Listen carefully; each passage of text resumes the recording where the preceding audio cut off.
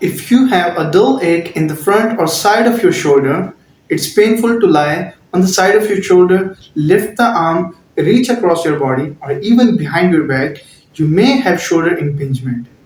The supraspinatus tendon in the shoulder slides through a very narrow passageway called the subacromial space. Impingement occurs when the space between the bones in the passageway is reduced or compressed down. Take a look at biomechanical model of shoulder movement. In a healthy shoulder, the arm lifts into the air, the shoulder blade rotates upwards, and there is adequate room for the supraspinatus tendon within the subacromial space. In the shoulder with impingement, the supraspinatus tendon can become compressed within the subacromial space. So how do you determine if you have shoulder impingement? A medical practitioner will oftentimes perform the Neers test.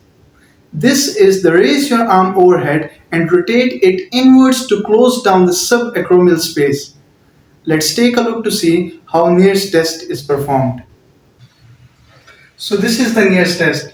First we are going to make sure that the patient has no symptoms. Then we are going to stabilize their scapula and then hold at the level of their elbow and bring their arm into flexion all the way up into overhead position. Now we are going to add an over pressure and we are going to see if there is any reproduction of pain or symptoms. If the test is negative, we can make it more aggressive by internally rotating their arm and then flexing their arm up all the way overhead position and then adding over pressure. If this reproduces any pain or symptoms, the test is positive.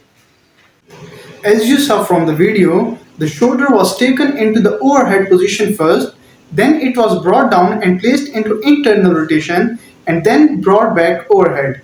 This internal rotation position decreases the subacromial space and a positive test will recreate shoulder pain or discomfort.